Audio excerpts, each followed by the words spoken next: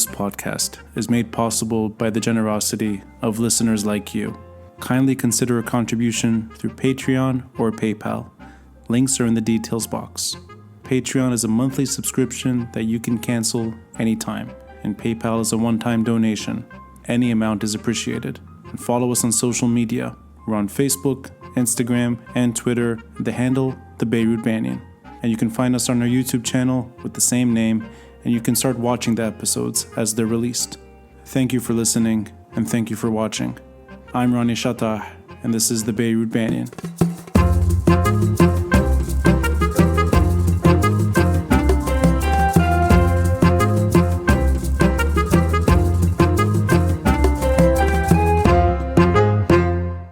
I'd like to start just with really the last year since the uprising began October 2019, and the ability for people to express themselves. And I know the pain we're going through, it starts way before last year, but just in terms of people demanding a better life and people expressing themselves in ways that are fairly unusual in the Lebanese context. And I mean this in terms of disenfranchised groups demanding their respect, the average citizen demanding a better life, and people that have personal concerns and personal matters being able to talk about them in ways that I find fairly unusual when it comes to the Lebanese context. And let's start there, just in terms of the taboo surrounding mental health, the taboo, of course, surrounding suicide. Would you link the expression that we've seen in the last year and sort of helping make this an issue that people can talk about, people are more comfortable expressing than earlier? Or does it have nothing to do really with the protest movement, that these things were changing anyway and they happen to coincide with the last year? I think it's been an extraordinary year for us, Ronnie, in Lebanon. It's been an extraordinary year around the world, but I have to say that Lebanon has been an exception, I think, to so many countries in terms of the different shocks and the different traumas that we've been exposed to for the last year. There has been a movement worldwide to talk more about mental health and to break the stigma and taboo that has surrounded this topic for so many years. But particularly in Lebanon, in addition to the efforts, that have been done for the past few years, I think, and early on in the first few months of the protest, actually 2 months into the protest, I wrote an article for An-Nahar exactly about the question you just asked me. Because the revolution was a time when we saw something very unique happening in terms of mental health in Lebanon. And even though I was spending much less time at the clinic seeing patients, and I know that some of my clients really suffered from my lack of presence because it was the first time that I leave everything and be part of what was going on. What I was seeing in the clinic from so many clients who were coming in and saying that the revolution really opened up so many closed doors for them emotionally. I mean, we were talking about down with fear and down with patriarchy and down with the system, but and we were seeing these slogans being drawn and scripted all over the walls of Beirut. But really, and there's the Arabic "Yaskut khawfuna," and the translation of it is down with fear and down with anxiety. And this is exactly what I was seeing in a lot of my clients who were coming into the clinic. Many clients who really suffered from anxiety for a very long period of time were now able to speak up. Some people who suffered from social anxiety now were participating in the protests, were participating in the open lectures. I mean, this opening up of the public spaces on its own, it created a safe space for people to begin to express and talk more. So there's definitely a change that we've been seeing in terms of mental health in Lebanon in the last few months. And then things were coupled with COVID-19 and the catastrophic events of August 4th. And we couldn't not talk about mental health. When things are reaching the tipping point in Lebanon, everything that we've been keeping inside, and that includes mental health, but everything, all the pain within, sort of comes out in a very magical and healthy way. And I like that you're referring to these public space sort of these events where people were reclaiming something that they had lost, and they were maybe able to express themselves finally.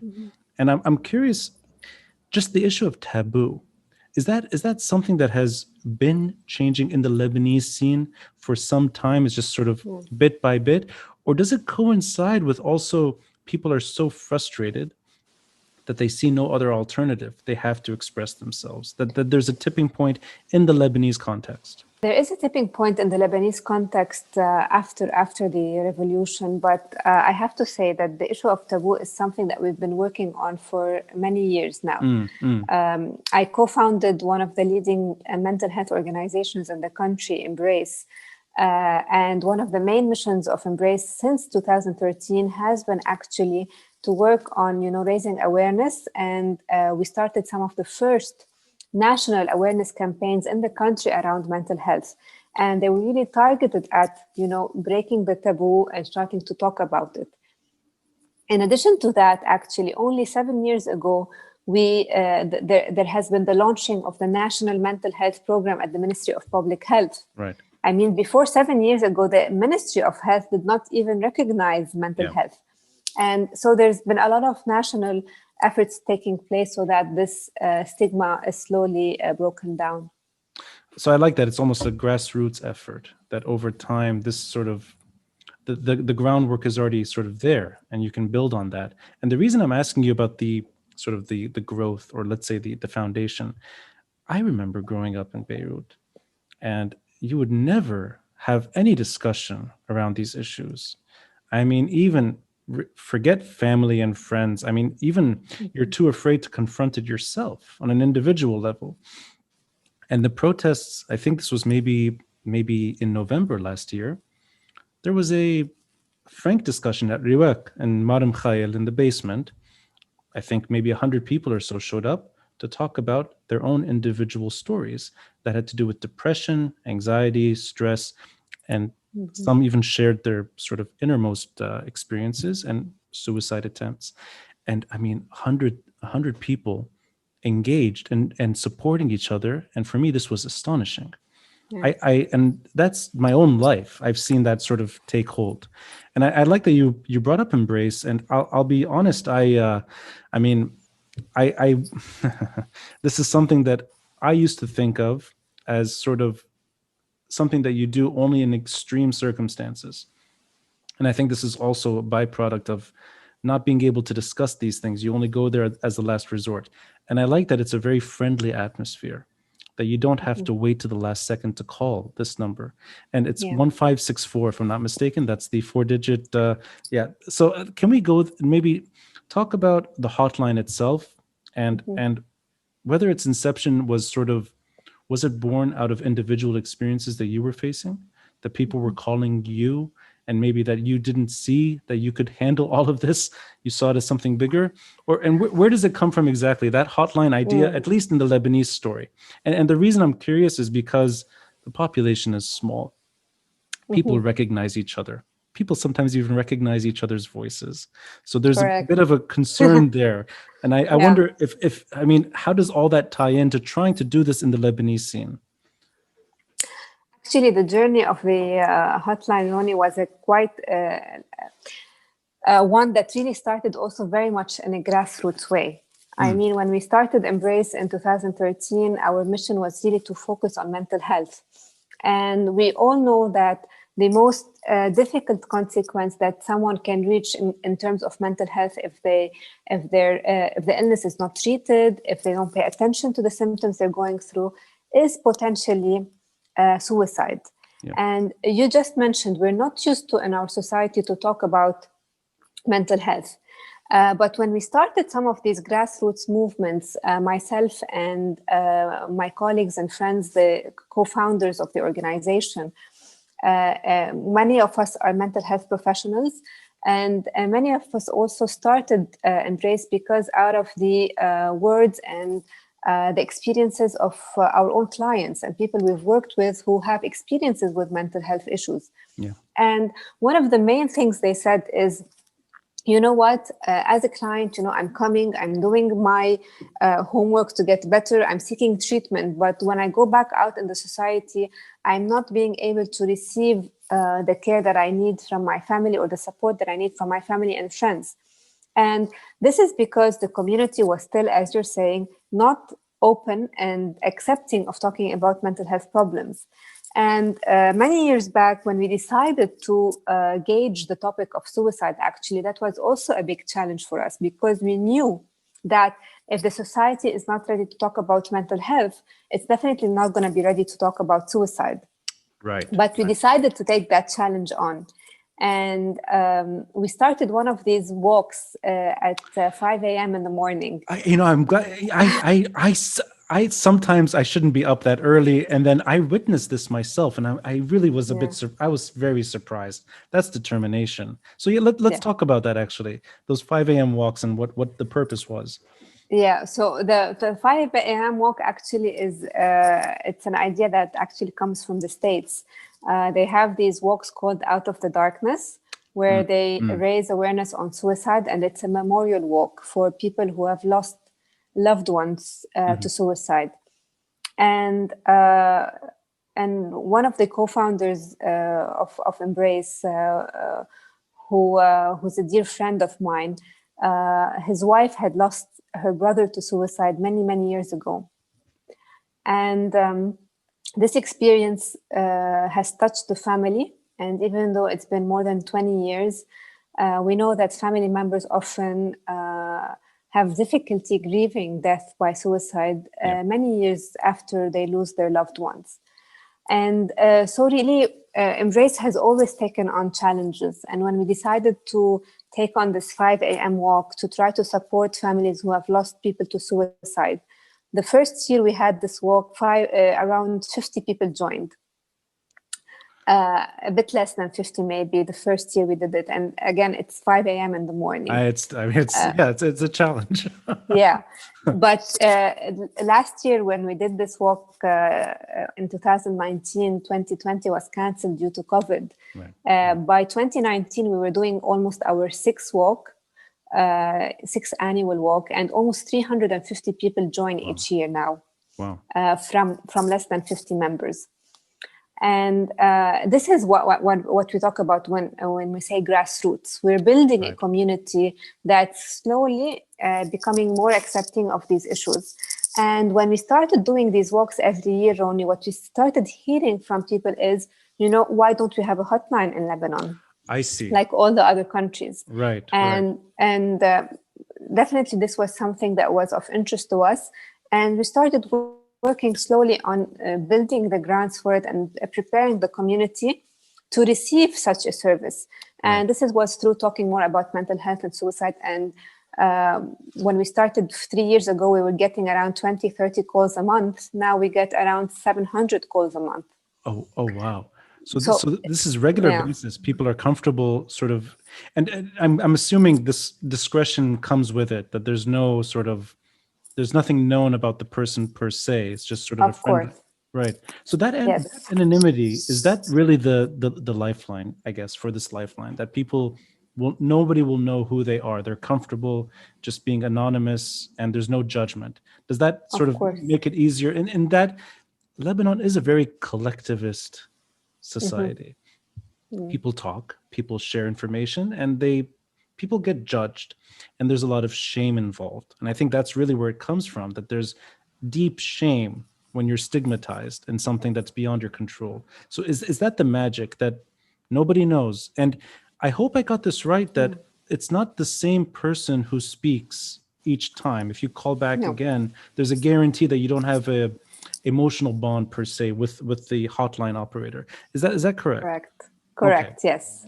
And many people actually request to talk to the same person because that bond is created. But we make sure that we try to avoid that, because everybody is trained to give the same empathic, active listening and befriending skills. It's a befriending process, really, from the start. And along with, what you're talking about, creating movements and building community. When we first started the hotline, Ronnie, we had around 8 people apply to become a Lifeline volunteer. 8 people. This is how we started. Nobody heard before of, how am I going to be an operator on a suicide hotline? Right. Today, every training, which we hold 3 times a year, more than 50 to 60 people apply. And we only select around 25 people every training. And today, our team consists of 94 operators who are running the hotline. And so actually, that's also a sign that people are also opening up to not only talking about things, but also volunteering for this mission. I witnessed this myself in maybe November or December during the protests in Martyrs Square.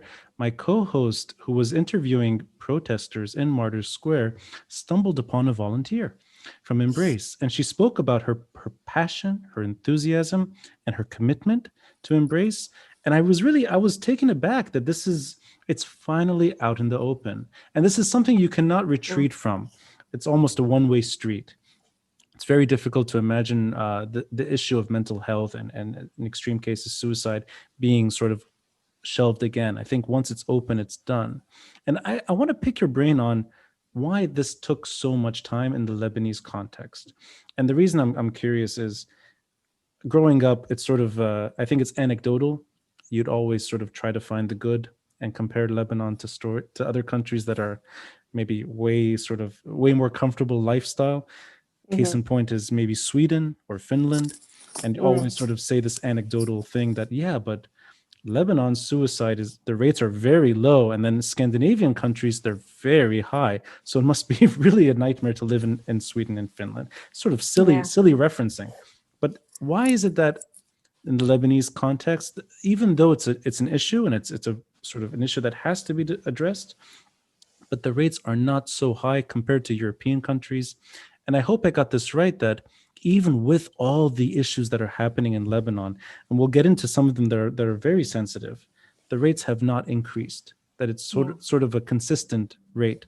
So what is it about the Lebanese context, I say, that keeps the numbers lower than other places, but also took us a long time to get there, to actually talk about it? So as you said, Lebanon is very much of a collective society.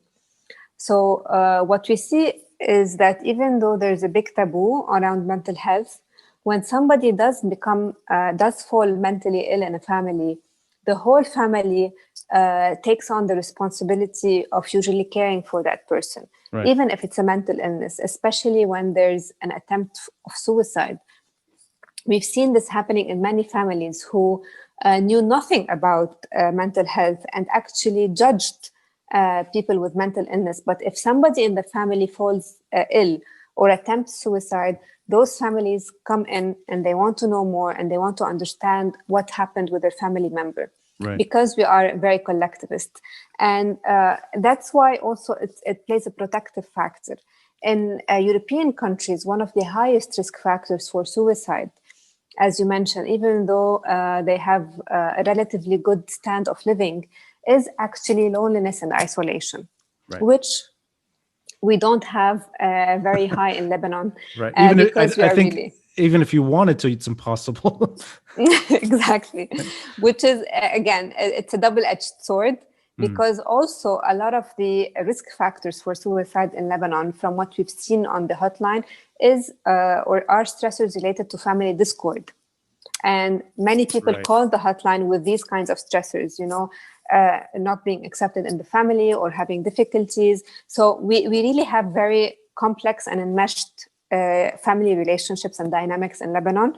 We're all over each other, but at the same time, protective of each other, but at the same time we have a lot of conflict. We don't always understand one another, and we don't allow the other to really express their emotions. We care for each other by just being anxious for one another. Let me ask you, is it an issue of escape, that a lot of times you have people that are desperate to change their circumstance and they're not able to? And I guess family discord would be the most pressing example of that. You're stuck. There's really nowhere you can go. I mean, forget Lebanon, forget the politics, forget even the economic crisis. Just at home, if you're suffering at home, you have to find a way to break free. And that's a very risky endeavor. and you internalize the pain instead. So is that the primary issue? At least when the average, let's say the average call, does it fall in that family conflict zone, or is it sort of a variety of issues that are not related? It's a variety of issues. Mm, mm, Family dynamics in Lebanon are quite complex, as I mentioned, and it's a little bit different than Western countries where people really have it easier in terms, or individuals at a certain age. Actually, you see the parents, they tell the children, get out of the house, go on, find a living for yourself, and this is not the situation in Lebanon. Yeah. So we hear so many different kinds of stressors. There could be relationship problems, there could be conflict. We hear about abuse in the family as well taking place, whether it's gender-based violence. We get a lot of child protection cases where we have to actually intervene through the Ministry of Social Affairs to also ensure safety of the children who are getting abused. We get a lot, around 17% of our calls to the hotline are from persons from the LGBTQA population who are experiencing all kinds of stressors related to family and the household situation. And so it really varies to a great extent. And these are the groups that you saw in numbers during the protests. And that was fascinating, that almost every crowd that was hiding in the shadows was sort of out in the open and confident. I want to talk about maybe one of the more sensitive issues that has happened recently. It's the aftermath of the blasts, the port blasts. And for me, this is, the word trauma, I think, is used a bit too much, that not everything is a traumatic experience. Mm-hmm. And I associate trauma with individual experiences, less to do with collective. But then, to me, this is a clear example of a collective traumatic experience. And how does Embrace or any group that's trying to handle these sort of very difficult issues, how does it tackle this? Because it's something that's beyond all of our control. And it's almost, I'm curious because this links to the other issues that Lebanese are sort of protesting. That's the political situation and corruption and everything that goes with it. So is there really much that a group like Embrace or anyone sort of trying to take a call that they can sort of help somebody out of this nightmare? Or are things sometimes, are there things that are too big? And that is such a huge, terrible event that it would be unfair to expect somebody to be able to relieve someone else from this type of pain. There are many dimensions to this. I have to say that in the first few weeks of the blast, we did get a lot of calls. And even though the team, and sometimes I cannot talk about the team without, getting quite emotional, but the team really divided its effort between being on the ground and in the call center. And I cannot tell you what a few chaotic, catastrophic months they have been for us, actually, since August 4th. I haven't taken one day off from August 4th till today, planning to do so in December. And I like that. It's a planned, exit later. And we both know December will come and it'll be either shorter or postponed. Exactly. Yeah. Exactly. But so really, the team is very skilled in befriending, which is something that very few people have. So in addition to being on the ground and helping in the cleanup process, they were going into people's homes. And while they were helping in the cleanup process, they were engaging in the type of conversations that they do over the phone, which I think is also very different than any kind of, psychological first aid or emergency aid that was given in any catastrophe. And in addition to that, they were spending 17.5 hours in the call center, which is our current hours of operation. In the first few weeks, we did get so many calls from people who, I remember a call from a lady who was really worried about opening the doors, the windows of her house. And she had been at home and without opening the windows for a week. and she had around a 30-minute call with one of our operators. And by the end of the call, she told her, you know what, I feel so much better now. You made me feel comfortable and safe, and I'm gonna go up and just open the windows. And so yes, I do believe that there's a lot that we can do for each other in crises like this and natural disasters. And the operators have been doing a lot. But again, this is a disaster that's also way beyond us. And definitely you cannot talk about just trauma without being able to talk about social justice as a way for us to heal from this. And that ties into the whole political story. And Yeah. I want to add something here that I think it's all the more challenging to talk about these issues and have that as the primary source of therapy. And then in my opinion, trying to avoid the knee-jerk reaction, which is get some medication and deal with it. And I want to talk about this issue. And I'm not being hard on psychiatry here. On the contrary, I just want to elevate psychology. And the reason I say this is because I'm quite proud to say that I have a bachelor's degree in psychology. I know that doesn't get you a job. You need to pursue more than a bachelor's. I know that. But my first undergraduate degree was in psychology. And we talked about that. And we sort of explored talk therapy, counseling. And is that, in your opinion, the primary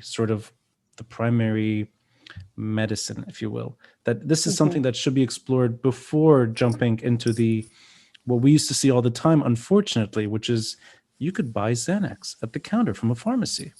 Or I even had experiences where people would deliver Xanax pharmacy, sort of order Xanax on the phone.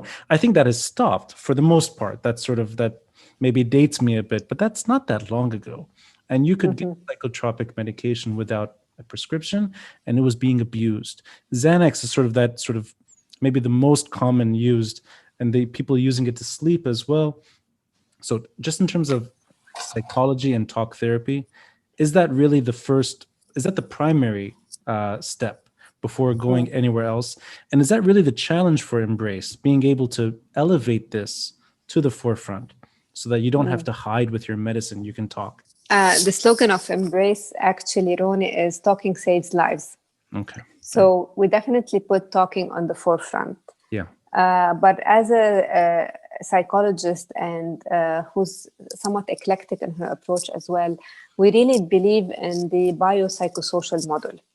So it really depends on the severity of the symptoms that the person is experiencing. Right. And sometimes medications are needed. And sometimes medications are needed because they can help in fastening the process so that someone can benefit faster and more efficiently from talk therapy. So I see that many times they come hand in hand. But for the non-severe illnesses, when symptoms are in their mild or moderate form, the first line of intervention is definitely talk therapy. Right. And when the psychologist figures that sometimes it's being difficult for the person to progress and through talk therapy, and they need that push or that addition from the medication, then we definitely recommend it.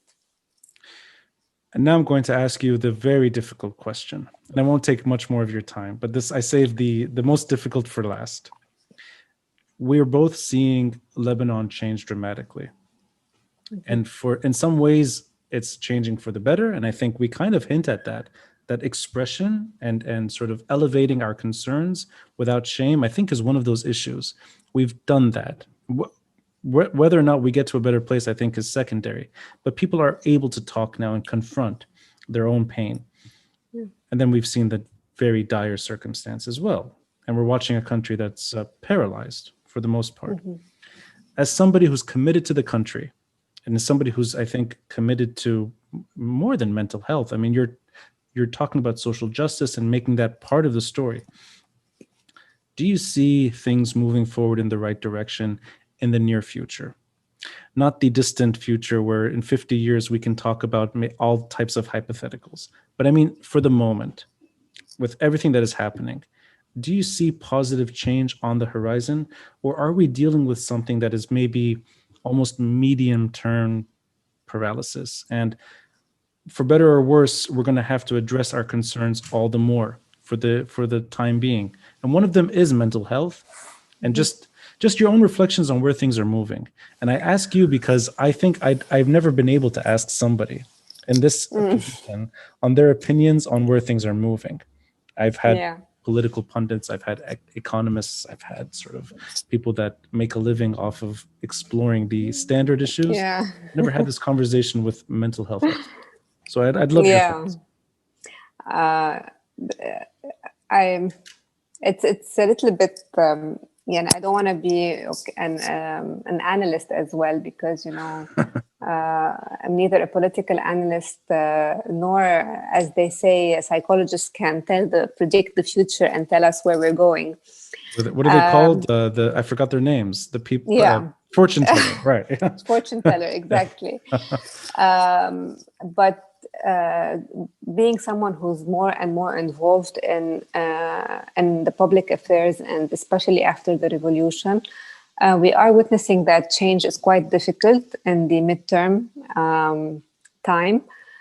In the midterm span, I think we have a few difficult years before we begin to see the change that we want to see. But as you mentioned, I'm one of those persons who's really committed to staying here and to engaging in this fight. And I do see that in a few years, we will be able to get to better outcomes that we look forward to. But knowing that and knowing and seeing the scene out there, I think we will definitely have a few difficult years.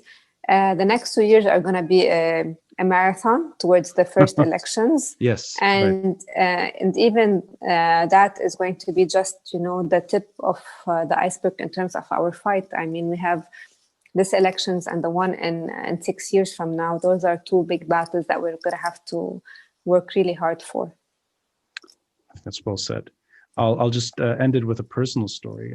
I have an uncle who committed suicide in Lebanon, and there was a lot of talk about how to explain it, how to sort of share it among friends and among strangers, how to address the burial concerns, everything that comes with suicide in particular in Lebanon.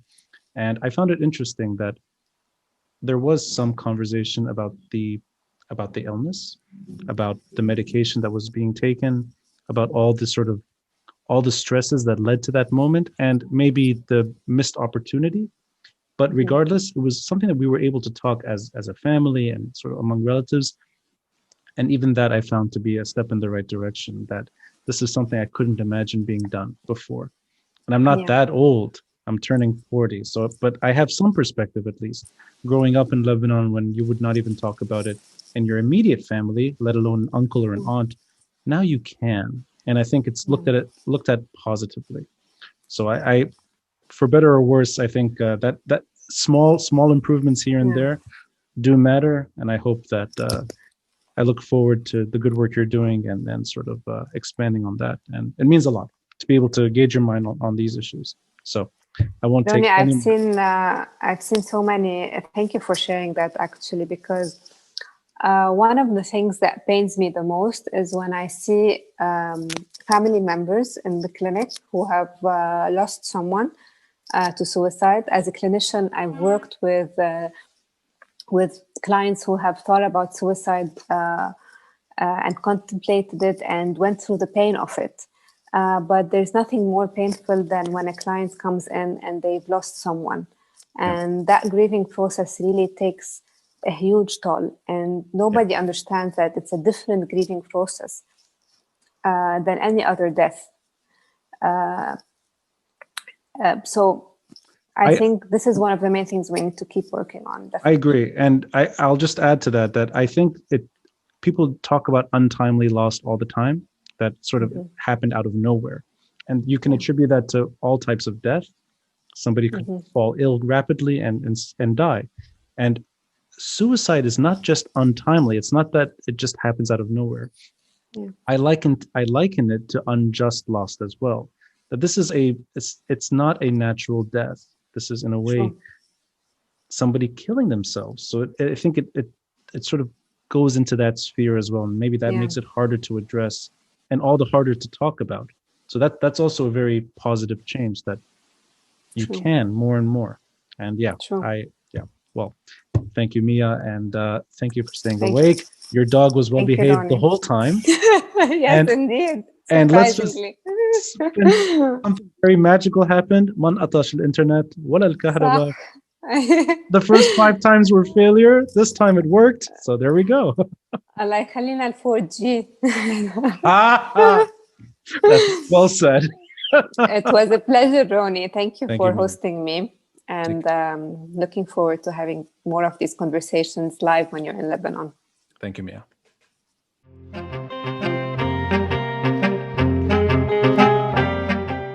Thanks for listening. And a friendly reminder to help support this podcast by contributing through Patreon or PayPal. All links are in the details box below. Until next time, I'm Ronnie Shatah, and this is the Beirut Banyan.